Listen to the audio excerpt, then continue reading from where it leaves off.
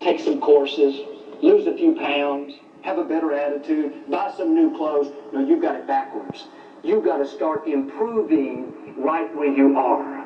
Start sharpening your skills while you're waiting. Study your boss. Study your manager. Learn that position. Be able to step into their shoes. When God sees you prepared, then He can open new doors. The scripture says there, your gifts will make room for you. If no new doors are opening, don't get discouraged. Just develop your gifts in a greater way. Improve your skills.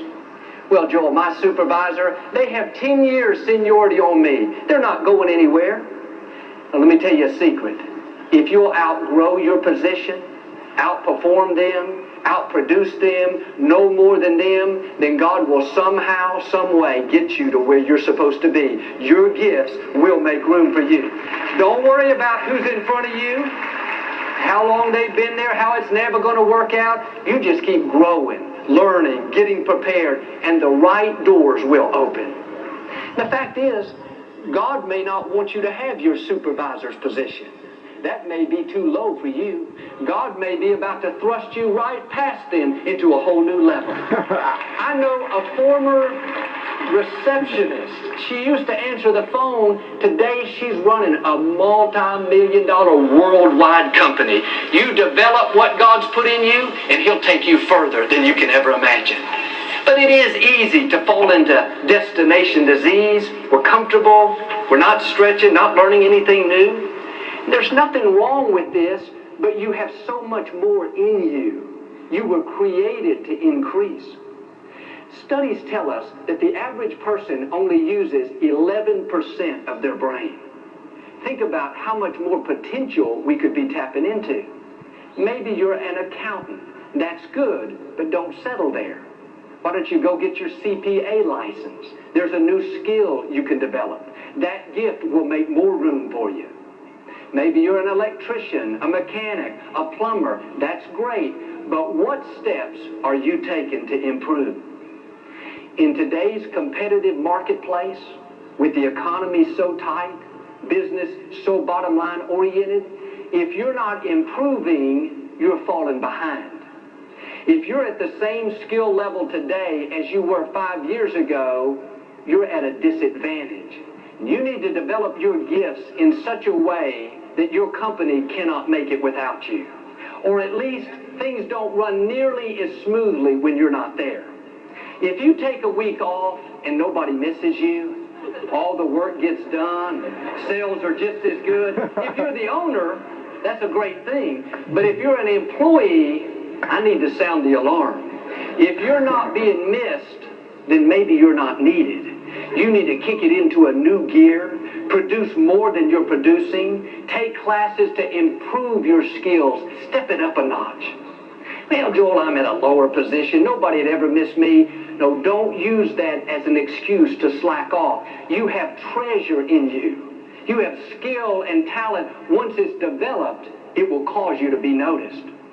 Proverbs says, do you see a man skilled in their work? They will stand before kings and great men. You keep sharpening your skills, and like cream, you will rise to the top. God will cause you to be noticed. This is what Joseph did. He started at the very bottom, in the pit, sold into slavery by his brothers. But Joseph didn't wait till he was vindicated before he decided to be his best. He developed his skills as a slave. He was so valuable that he was put in charge of all of his master's house.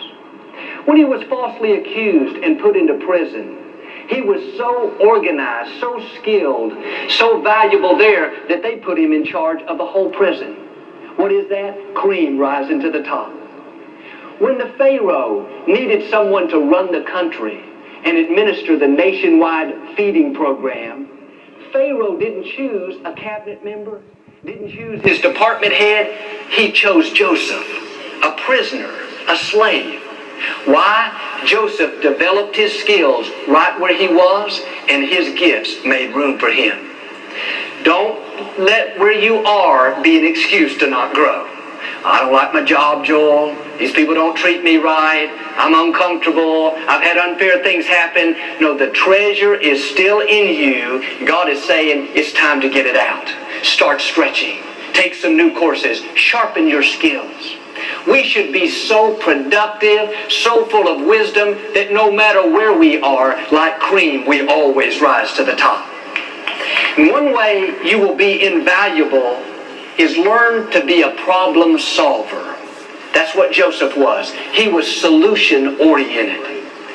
Don't go to your boss and say, our department's falling apart, and this manager's about to quit, and Bob cursed out Jim yesterday, and Sally's never on time. Nobody's paid our taxes. What do you want us to do?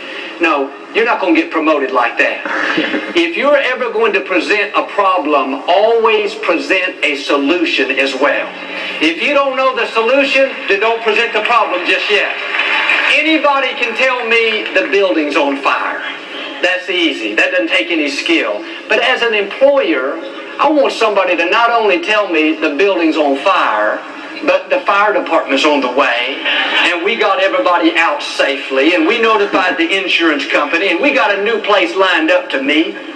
If you want to be invaluable to your organization, present solutions, not just problems. What steps are you taking to better yourself so you can go to the next level? Are you reading books, trade magazines, so you can stay up to date? Can you take a course that would give you an advantage? You have to stay on the offensive.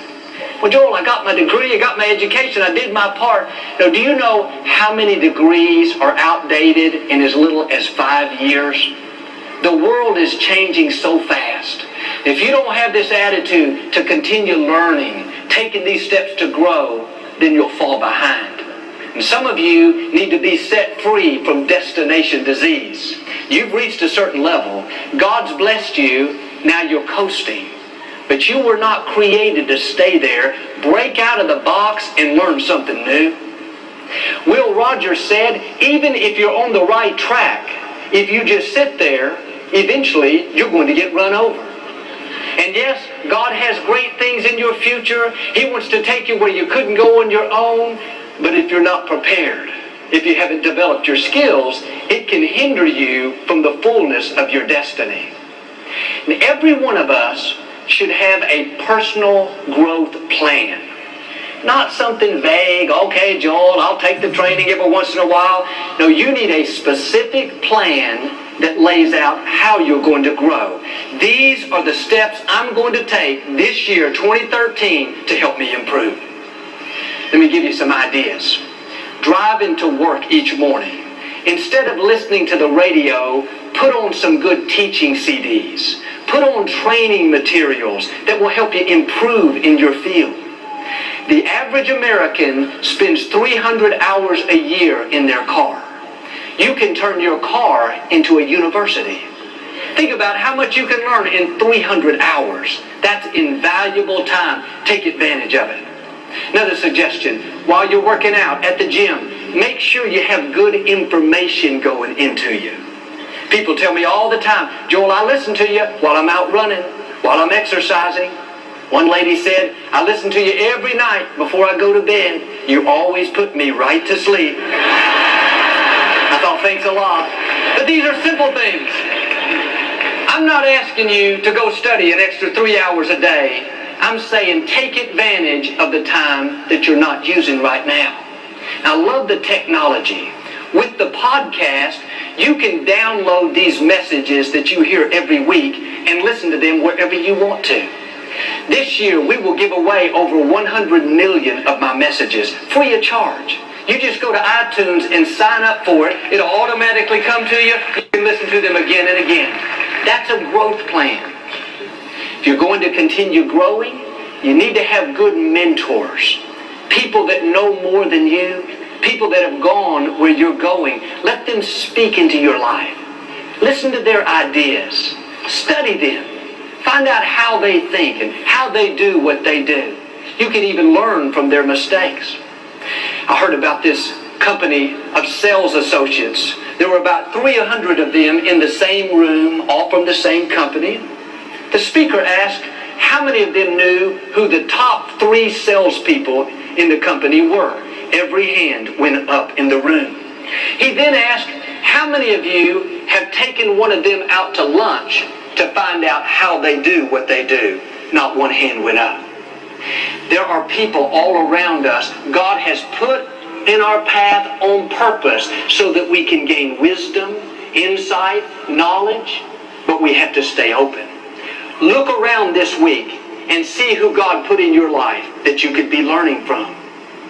I say this respectfully, but don't waste your valuable time with people that are not adding anything to your growth. Life is too short to hang around people that are not going anywhere. Destination disease is contagious. If you're around them long enough, it'll rub off on you. You need to associate with people that inspire you, people that challenge you to rise higher, people that make you better. Not people that are constantly dragging you down, trying to convince you to settle where you are. Your destiny is too important for that. And young people, you may not be the most popular person in school, but I've learned after 20 years, nobody really cares who the most popular person was. And that person that's getting all the attention now, maybe because they never study, they're far out, they've got more bling. Listen, in 20 years, the bling doesn't matter. What